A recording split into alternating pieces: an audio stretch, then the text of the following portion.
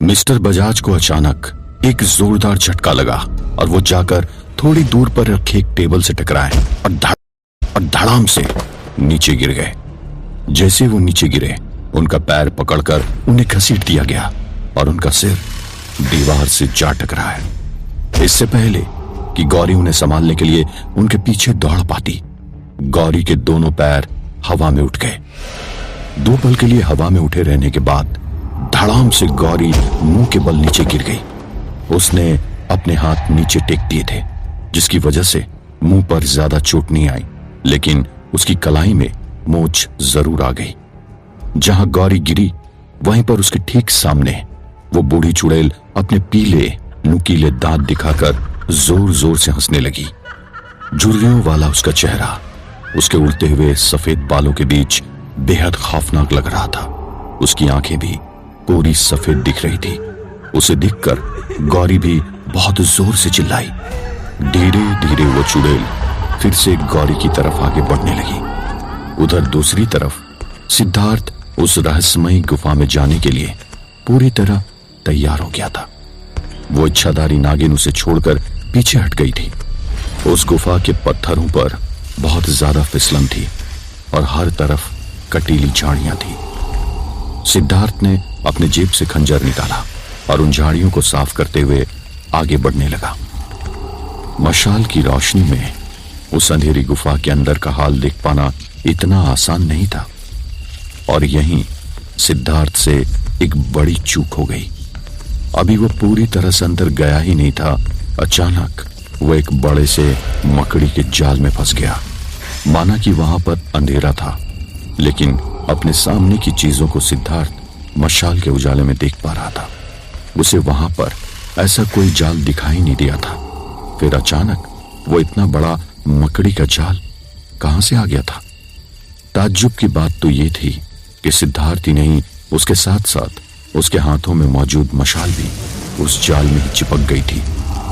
अगर ये कोई आम मकड़ी का जाल होता तो एक ही पल में मशाल की आग से जल गया होता, लेकिन ये तो कुछ और ही था।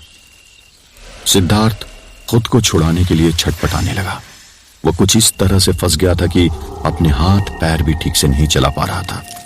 ऐसा लग रहा था जैसे कोई मच्छर मकड़ी के जाल में फंस गया हो। एक बहुत बड़ी मकड़ी धीरे धीरे बढ़ते हुए सिद्धार्थ की तरफ भी आ रही थी। सिद्धार्थ के दिल की धड़कन बहुत तेज होते जा रही थी। एक तरफ वो चुड़ैल धीरे धीरे बढ़ते हुए गौरी की तरफ आ रही थी और दूसरी तरफ सिद्धार्थ की तरफ एक बहुत बड़ी मकड़ी।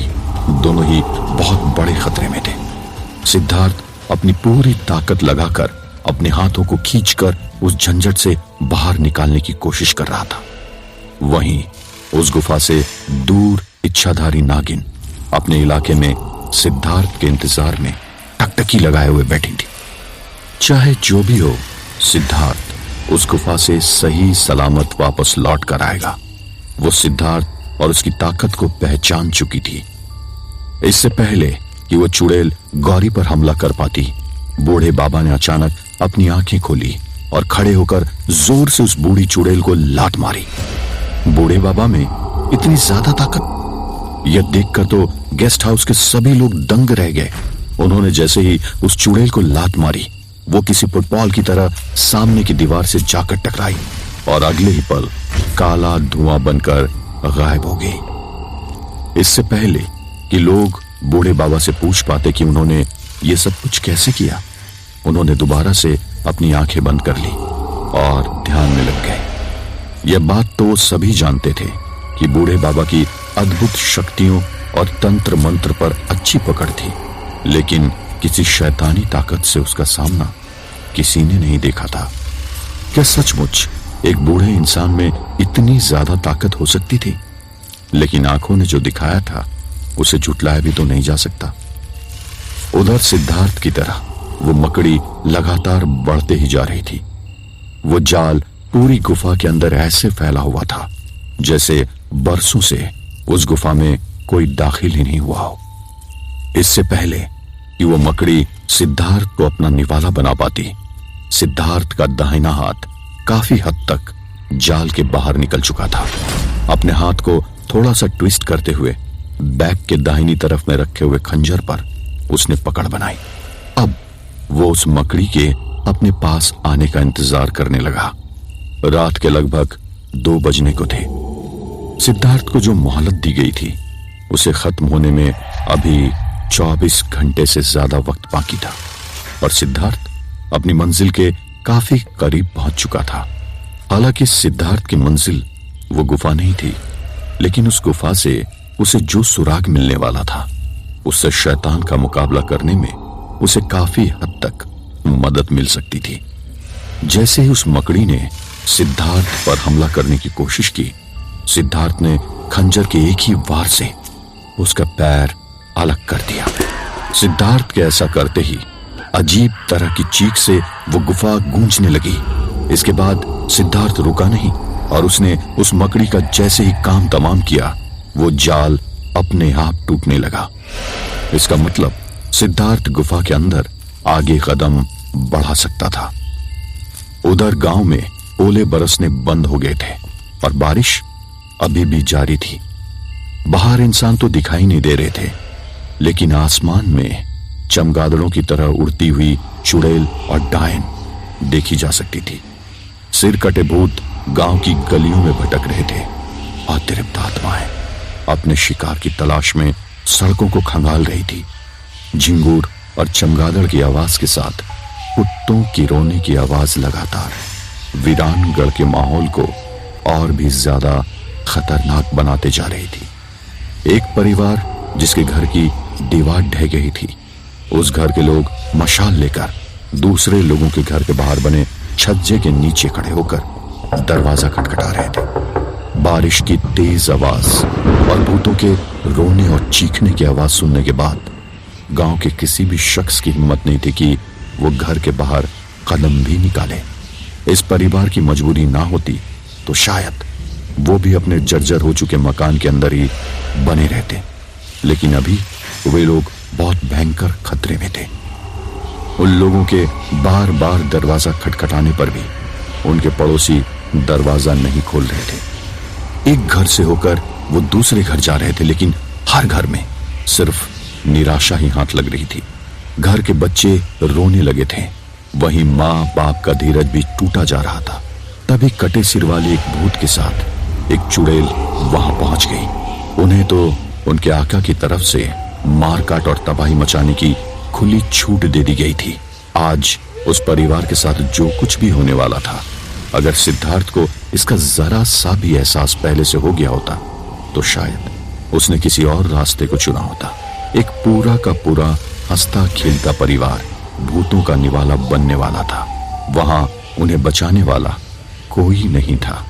तेज हवा, बरसात और बिजली के कड़कने की आवाज के बीच बुरी तरह भीगे हुए परिवार के ऊपर सभी लोग खौफ की वजह से बारिश में भी वे लोग पसीना पसीना हो रहे थे।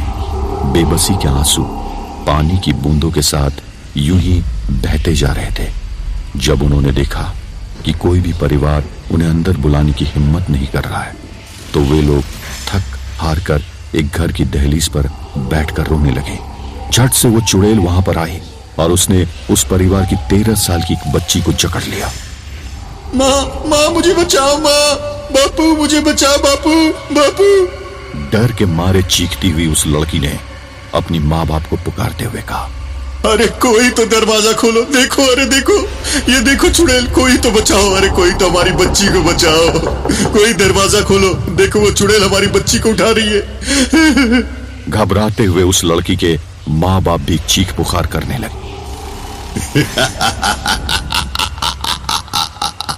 उस चुड़ैल की इतनी खतरनाक हंसी सुनकर परिवार के सभी लोग थर्राने लगे।